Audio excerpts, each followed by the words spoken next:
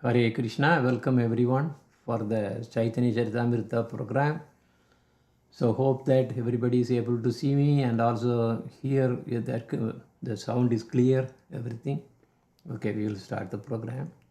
Om Ajnanatimirandasya Jnananjana Salakaya Sakshurunmilitam Yena Tasmai Sri Gurave Namaha Namo Om Vishnupadaya Radhikaya Priyatmane Sri Srimad Vedanta Narayana iti namine Namo Om Vishnupadaya Krishna Prastaya Bhutale Srimade Bhakti Vedanta Swamin iti namine Vanja Kalpa Tarupchecha Krupa Sindhupya Evacha Paditanam Bhavane Piyo Vaishnave Piyo Namo Namaha Jai Sri Krishna Chaitanya Prabhu Nityananda Sri Advaita Gadadhar Sri Vasadi Gaura Bhakta Vrinda Hare Krishna Krishna Krishna Hare Hare Hare Ramo Ramo Hare Hare.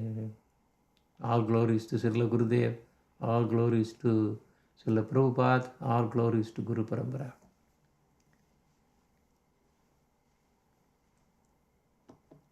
So today we will continue from where we left from yesterday. Yesterday we stopped at chapter number 4, text number I think 5. So today onwards we are going to go from text number 6. So we are actually talking about the internal reasons of appearance of Lord Chaitanya Mahaprabhu. So previous two or three classes that we were concentrating on the external appearance of Chaitanya Mahaprabhu, and we saw that the main purpose of his external reason of Lord Chaitanya Mahaprabhu's incarnations was to propagate this sacred chanting and deliver the people of the age of Kali. So mainly two, but as corollary you can add more. Because to establish the Yuga Dharma, the congregational chanting of the holy name, that is Harinam Sankirtana, number one. Number two, fulfill the heartfelt call of Sri Advaita Acharya, who pleaded for Krishna to descend to remedy the world's lack of devotion. But we can add more, that is, he also came to bestow Braja Bhakti, devotional service of the highest order. And for that he appeared as his own devotee to be an example to the world. Because this is very important, especially when preaching to be a best devotee, topmost devotee, Rasika devotee, who can be the best model? So that is Lord Chaitanya Mahaprabhu. Lord himself became the model. And then now we are here to really go over the internal reasons. And I just briefly mentioned that there are 3 internal reasons. These are very, very important for Rasika Bhaktas. To understand the greatness of Radharani. So this is one. To understand the greatness of Radharani is number 1. Number 2, to taste his own sweetness as his own devotee. Because only when he really comes as his own devotee, then he can actually taste. So, okay, there is something is 1 second. Okay, there you go. Okay, there you go. Okay, so he had to come as his own devotee. Then 3, to taste the bliss that Radharani gets from seeing, serving and associating with Krishna. In fact, this is the highest. Okay? So greatness of Radharani is there. That is correct, because Radharani is the topmost devotee of Krishna. Very first. She is a Haladini Shakti. And that is absolutely top.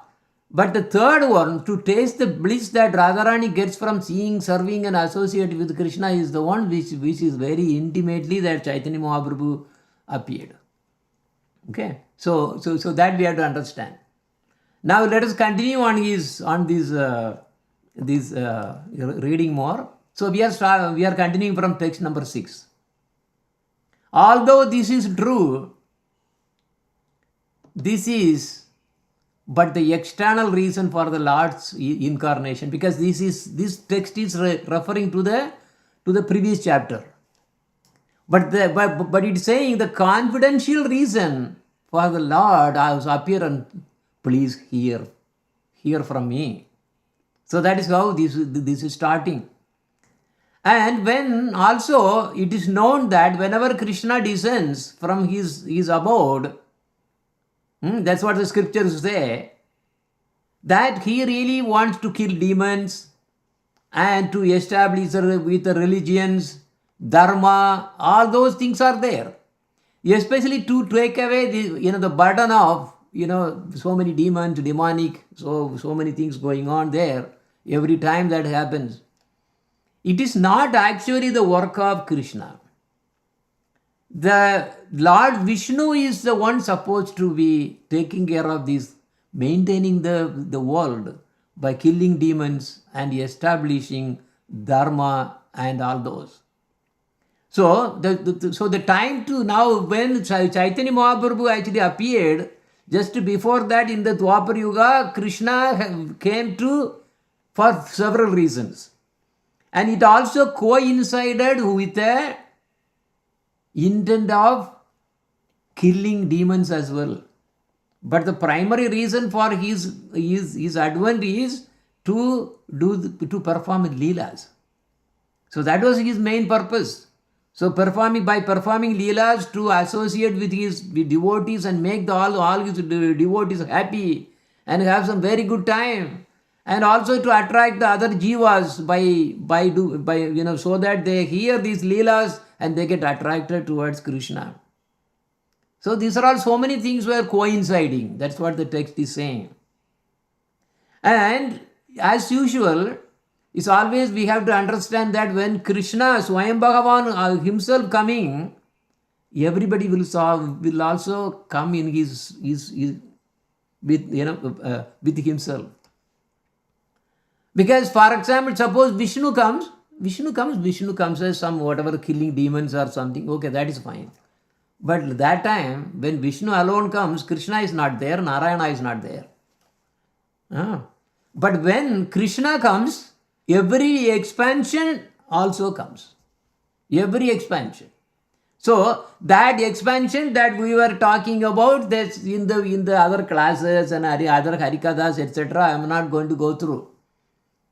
So because when Krishna himself is descending, everybody, all Balaram, Ram, Vasudev, Shankar, all the expansion, Narayana, Vishnus, all the Vishnus, Sadashiva, everybody is coming with him. Either in his own spiritual body or as associates. Whatever the way that he chooses, they will come. Now the Lord Narayana, okay, so this is the text number 11 and 12 I am reading is, Lord Narayana, the 4 expansions, Lord Narayana, then 4 expansions, Vasudeva, Sankarshana, Pradyumna and Aniruddha, they are all the expansions from there. One of the Vasudeva is the Lord Narayana. And they all appear. And Matsya avatar, and so all the Leela avatars, so many different kinds of avatars, Yuga avatars, Manvandar avatars, incarnations, Guna avatars, so many other avatars, they all descend in the body of Lord Krishna. In this way, the complete Supreme Godhead, Lord Krishna himself appears. So we are talking about the Dwapar Yuga where he appeared. At that time, therefore, Lord Vishnu is present in the body of Lord Krishna, and Lord Krishna kills the demon through that Vishnu. Krishna is not directly involved in killing demons. That is the job of Vishnus. So thus the killing of the demons is is but secondary work. Now he is saying, I shall now speak of the main reason for the Lord's incarnation. Now also there is something that we were talking about the Manvantara avatar. Manvantara avatar, because okay, just a minute we can probably spend on it. Is you see what you are really seeing on this picture is a life of Brahma constitutes of 100 years, each year with 360 each day is 100 years, each day is 360 each year is 360 days. And now each day, that is one day of Brahma, is where 1000 times the Chatur Yuga will be really rotating, will be going on. So it's a very big time. And that kalpa, which you really see that as in one kalpa, one small, this is a day. Just a day of Brahma is called kalpa. And in that one day, as I mentioned, the Chatur Yugas, 4 Yugas, that is Satya Yuga, Treta Yuga, Dwapara Yuga, and the Kali Yuga, these together, all the 4 are called Chatur Yugas, are called Divya Yuga. Divya Yuga means 4 Yugas, one cycle is Divya Yuga. So that particular, the Yuga comes 1000 times, comes there one day of Brahma. That means when he was awake. Then again he goes to sleep, same number of, time, he will be sleeping. Then everything will be finished. So we are talking about only one kalpa here. In the one kalpa, there will be 14 manvantaras. Manvantara means, because right now there is, what is the name? Vaivasvata, Manvantara. So because every manvantara is actually, like, I think it's about 41 Divya Yuga or something like that. Because you divide by 1000 divided by 14, that will be something like that, it will come. So that many. So this is very, very complex.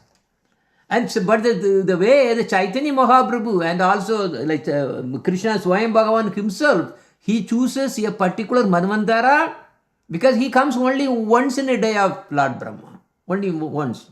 Because in the Kalpa, he comes only once. So he chooses, I think 7th or something, some Manvantara he selects, and then in that one again, one Manvantara, in that one there will be one single Manvantara, there will be so many Chatur Yuga, and he really selects one Dwapara Yuga in that one. That is what happened for this 5000 years ago. Anyway, so it's very complex though, very complex. So next time when Lord Krishna is going to come, it's going to be long way. So that's why that Suloka was telling about Manvantara avatars and all those things are, because there are avatars specifically for every Manvantara also. So that Manvantara avatars are the Manus. They really are the one presiding that particular Manvantara, and they will run the government, run the world as the government does.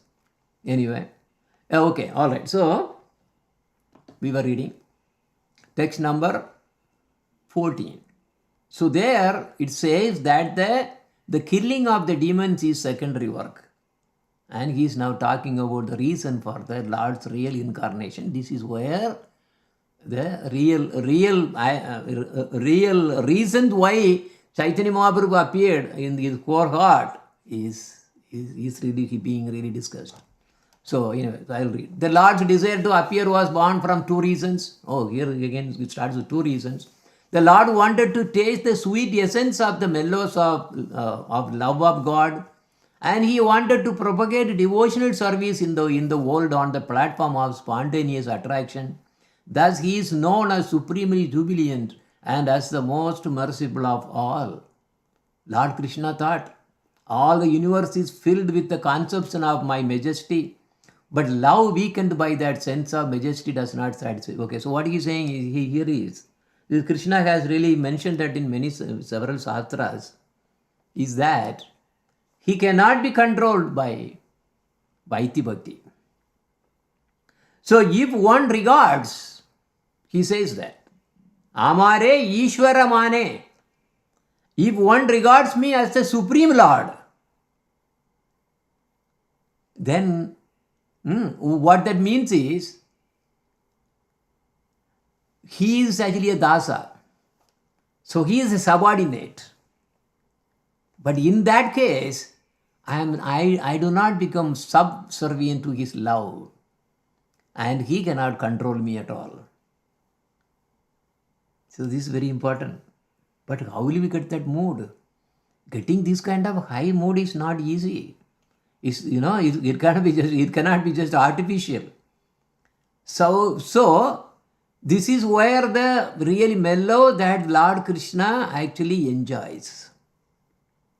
The mellow, that means in whatever transcendental mellow my devotee worships me, I reciprocate with him. This is my natural behavior. Also, we see that in the Bhagavad Gita. So here again the same thing is actually saying here in the Caitanya Caritamrta. Amake taye ye bhakta bhaje yei bhave tare se bhave bhaji ye mora swabhave. Whatever the way that my devotee worship me, I simply reciprocate with him. So if the devotee really wants to me be like a baby, I will become a baby for the devotee and reciprocate the way that he really wants. This is how I behave. So I am actually at the command of how my devotee wants me to become. In whatever the way my devotee surrender to me, I reward them accordingly too. Everyone follows my path in all respect, O Sannaprita. This is from Bhagavad Gita. If one cherishes pure loving devotion to me, thinking of me as his own son, his friend or his beloved, whatever it is, and regarding himself as great and considering me his equal or inferior, I become subordinate to him. Oh, this is very, very, very important. So if somebody is thinking that, oh, I am actually lower than him, a devotee of Krishna, suppose he thinks that, oh, no, Krishna is not equal to me, he is even lower me. That is exactly Mother Yashoda, Nanda Baba. For them, it is a child. Krishna is a child who can't do anything by himself. He is, what do you call? He is dependent on his devotee for everything. Because if Mother Yashoda thinks that, oh, Krishna cannot even get out from the bed, so she has to really take Krishna and then, take him away from the bed. And then in that case, I will also reciprocate that as the way. Yes, so become a parent, and then that case, they treat me as subordinate for them. I am dependent for them. I will reciprocate that way. And that is how I really, because this is a loving devotion. So whatever the way my devotee wants me to become, and I will become subordinate, and they can control me. So this is how it goes. So the devotional service rendered to me by the living beings revives their eternal life. Oh, my dear damsels of Braja, you are up. Okay, so this is the verse actually it was actually talk to the gopis.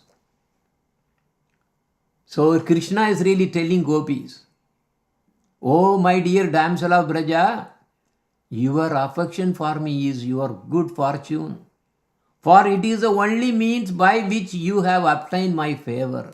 Actually, here, this is actually the part of the, around the Gopi Gita, this is what is going on.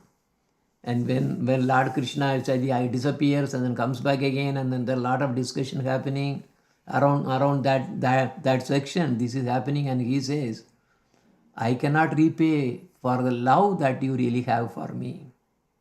So basically, he's saying, I am bankrupt. I cannot repay you. Because you have thrown all your relatives and father, mother, relatives, everything that you sacrifice, you they threw. But I am not able to do it. See, I am not as good as you. Because just for my sake, you really, through everything, through your husbands and, your father, mother, your children also, and your homes, everything you threw completely did. Threw everything out, and then now you are you are there. So you really gave everything for me. And, you gave away everything because of me. I cannot give my relations like the way you did. So this is your very good fortune, and I have no way of paying you this debt. I am bankrupt. I have filed Chapter 11 bankruptcy. So that's what he says. Because he is controlled by love. And in that case, what Krishna thinks is, the gopis are higher than him. Because he says that many times. They are way higher than me, because I am not able to do the way that they do for me. See, then how can I compare with them? I am controlled by all these kind of devotees, affection. My mother, Yashoda, is my mother sometimes binds me as her son. She nourishes and protects me, thinking me utterly helpless. So, actually, Bhagavan Sri Krishna is the one who is holding all these, everything, all the Jivarajis, all the Brahmandas, everything. He is the one who is holding. But he has surrendered to that kind of devotee who even binds him as his son. And he, that devotee, so, feeding and protecting, everything he is doing out of all love. And he says, I am bound by that. Everything is. So this is the nature of the love, divine love that we are talking about. And now also the Sakya Baba, when he comes, that is actually talking about text number 25. My friends, my sakas, even climb on my shoulders in pure friendship.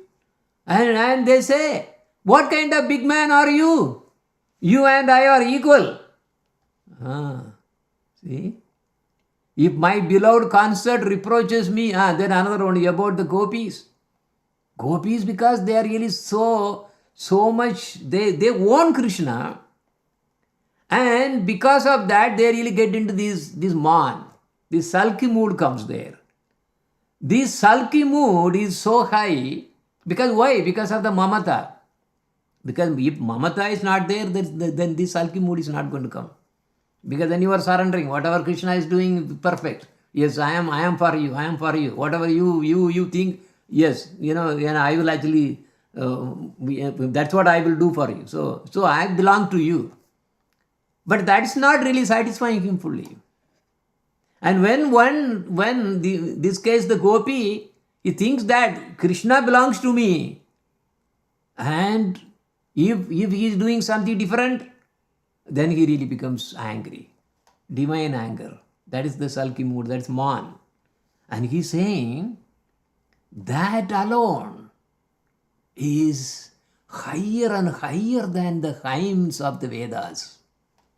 What Vedas? They recite this Samaveda, just praising me, praising, Purusha. I mean, not directly. Again, Vedas don't really praise Krishna directly, because he is beyond Vedas. See, Vedeshu Durlabham. So he is beyond Vedas. So how can the Vedas can really even understand what it is? But even those hymns of the Vedas is so wonderfully, all heard. Is nothing. It cannot come even the small dust of this sulky mood of my dear a gopi, who has given everything to me and he has mamata over me. So he said, you see, so that mamata is the one who really even steals my mind from all the hymns and Vedas. I don't hear that. I want to hear, I want to see this, I want to feel that, I want to enjoy this kind of mamata from my dearmost devotees. Taking these pure devotees with me, I shall descend and sport in various wonderful ways, unknown even in Vaikunta. I shall broadcast such pastimes by which even I am amazed. This is very important here. So here, Lord Krishna's main purpose is, his existence, if we say that, is to enjoy with his dear devotees. He does not have anything other than that. That is why he is in Goloka Vrindavan, and he has delegated all the works of creation, Leelas, all those things to his expansions. Mahavishnu, you take care of this. Sadashiva, okay, you manifest Shivas, you can destruct all the, destroy the world when it's supposed to be done. Oh, okay, all right, now Garbhodaya Vishnu, all right, through him, okay, you take a Brahma, let Brahma really take it, the second creation. First creation is actually done by Mahavishnu, and then you take care of this. Like this, he actually goes on giving everything to everybody else. So he is a real owner. So that's what he is saying. I shall descend and sport in various wonderful ways. Playing in golf playing. Yeah, I'm not, because actually, if you really want to know where the owner will be, suppose there is a very, very, his owner, he owns so many big companies or something. Owners normally you cannot really, you cannot see the office. That is for all the directors and CEOs, all those things. Owners already, he's enjoying, he's in the golf. So if you want to really see the owner, you have to go to the golf course. he's playing with his whatever the dear ones there. So this is just a cold example. So because he has dedicated all the work to the CEOs and CFOs and directors and managers and VPs and all those, that's it. So they run it. The same way, Krishna is not going to directly do the creation leelas, everything by himself. He only thinks. That's it. Only by thought. That's what he is actually playing there, little offside. But his main play is with the dear devotees in various bhavas in the Goloka and the outskirts of, Goloka Vrindavan. So here it's saying, Vaikundadye nahi ye leela prachara. No, these kind of things I'm not going to really have even in Vaikunda. No, they don't know. It says unknown even in Vaikunda. Nahi. Vaikundadye nahi ye leela. These kind of leelas are not in Vaikunda.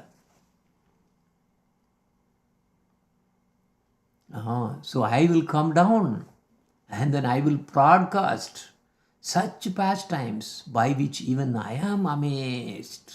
So he comes from Goloka Vrindavan in various ways, various times as he pleases. And now Lord Krishna in the form of Lord Chaitanya Mahaprabhu, he comes down. For certain purpose here, especially again, what is the internal reason we are talking about here is to feel, to enjoy, and to really feel, to taste the bliss of his devotees, how the devotees really enjoy with Krishna. Because Krishna is he is actually subject. He is a Vishaya. So he also wants to become Ashraya. That is why Chaitanya Mahaprabhu comes. So this is so a Vishaya, object of love, becomes the beloved. So the one who really loves him now. So this is the thing. There are, because these kind of things are not available to Vaikunta also. So Lord Krishna appears periodically as a devotee to take part in various wonderful activities. So what is the time that really comes? Once in a day of Brahma again. And immediately, because whatever the Dwapar Yuga that you saw the chart, there when Krishna comes there in particular Dwapar Yuga, then the following is the Danya Kali, that Kali Yuga, Krishna comes as Lord Chaitanya Mahaprabhu. And these kind of leelas are not at all heard of in Vaikuntha planets. So there are innumerable Vaikuntha planets in the spiritual sky. Innumerable. And in all of them, the Lord accepts the service rendered by his eternal devotees in a reverential mood. A Dasya Bhava, a subdued form, the subordinate. So he's, they really want Lord Narayana to protect them, to bless them, to really make them all happy, etc., whatever it is. But what is the Bhava? Bhava is subordinate to the Lord. So there are a lot of awe and reverence is there. So the mood is different. Therefore, Lord Sri Krishna presents his most confident pastime as he enjoys them in his transcendental realm. Only what is the transcendental realm? Golaka Vrindavan, and also he really comes to all these other Vrindavan in this Brajamandals and also Navadvip, all those. So he enjoys his transcendental realm with his dear devotees. Such pastimes are so attractive that they attract even the Lord. That's what the thing he's saying is, even I love it, that I really love to be always with my devotees. It's like basically he is always going to the golf. That's it. Going to play golf. That's it. Because he likes it. His associates, everybody likes it. And they forget everything about this awe and reverence. And real pure bhakti is always there tasting. They taste each other. So sometimes Krishna becomes Vishaya and his devotees becomes Ashraya. And sometimes Krishna becomes Ashraya and the devotees become Vishaya. That is exactly what Chaitanya Mahaprabhu, he came as a Ashraya to really enjoy the bliss of Radharani. So here, the influence of Yogamaya will inspire the gopis with a sentiment that I am their paramour. So this is again very, very high topics. Of course, like Gurudev has really written so many books about it. But neither the gopis nor I shall notice this, for our minds will always be entranced by one another's beauty and qualities. So that is text number 30. I think now we will stop here. So that is a nice number. Text number 30. Now, a few more minutes I will take to answer few questions that really our devotees asked. So I will let me bring that one in.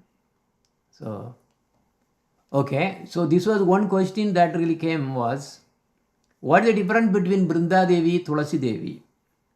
Because we are worshipping Tulasi. And when we worship Tulasi, are we actually directly involved in how, because the Tulasi is also in Vaikuntha and all those other in Vaikuntha, but she is not a Tulasi Devi in Golaka Vrindavan. So regarding that there was some doubt came. I will just go over some of the things if I understand their doubt correctly. Okay, actually we belong to Brinda Devi's mercy. Brinda Devi is the one who resides in Goloka Vrindavan. She resides only in Goloka Vrindavan, not in Vaikuntha. This Brinda Devi is the owner of all the Vrindavan forests. He is also a Priya Sakhi of Sri Krishna, and at the same time he is also very favorable to Radharani. He is equal to both of them and more inclined to Sri Krishna. So always remember, Brinda Devi is not in Vaikuntha. But then when Brinda Devi becomes Tulasi Maharani, Tulasi Devi, as we see on the earthly planet, she also has manifested in Vaikuntha as well. Vaikuntha also there is Tulasi Devi, but not Brinda Devi. So that Tulasi Devi had some pastimes and everything, with Lord Narayana and all. So that is not our custody. Our area is not that one. And in Goloka Vrindavan, Brinda Devi is the one who arranges pastimes of Radha Krishna Nikunja Leelas And she was the one who really appeared in the Braj pastimes 5,000 years ago. Actually, Tulasi, Yamuna, and Govardhana Hill are eternally in Goloka Vrindavan. So what we see here in Braj Mandal is basically that's the same thing, that manifestation here. So when we say Braj, automatically Tulasi, Yamuna, and Govardhan Hill, they all, we have always come together. You are eternally there in Goloka Vrindavan. Now, Brinda Devi has a very beautiful complexion, the color of molten gold. She wears blue garments and is decorated with pearls and flowers. Her father also called Chandrabhanu, and her mother is actually Pullara Devi. When she appeared last time. We also talk about husband, etc. And he is also sister of Manjari Devi. She always remains in Vrindavan, immersed in love for Radha and Krishna, and assisting in their transcendental pastimes. So this is actually from Sri Radha Krishna Ganodesha Deepika. So it is there. Now let us talk about the Tulasi Devi. Okay, Brinda Devi is the original. She is only in Goloka Vrindavan. Tulasi Devi is a partial expansion of Brinda Devi. Partial expansion of Brinda Devi. She is also there in Goloka Vrindavan as the Tulasi Devi. So there also Tulasis are there as well.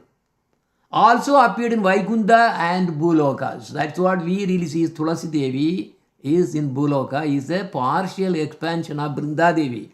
Our connection should be to Brinda Devi. Tulasi Devi is only through the media you are actually going through, but our main boss is there, is Brinda Devi. Always remember like that.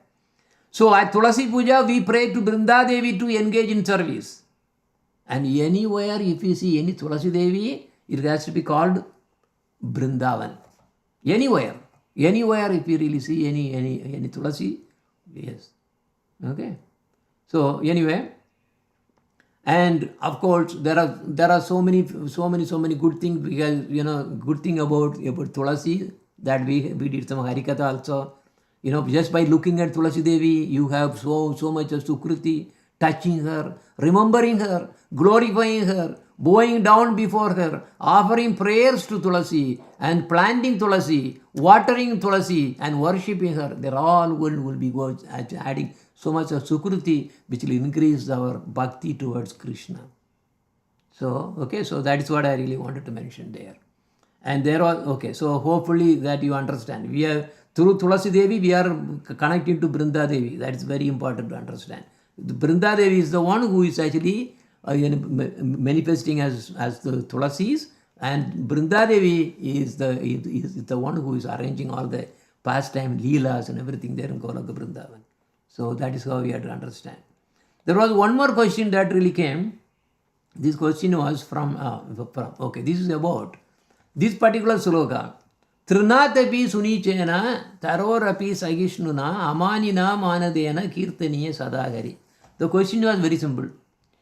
First line which I underlined, it says that, yes, we have to be always, humbler than a blade of grass. Humbler than a blade of grass.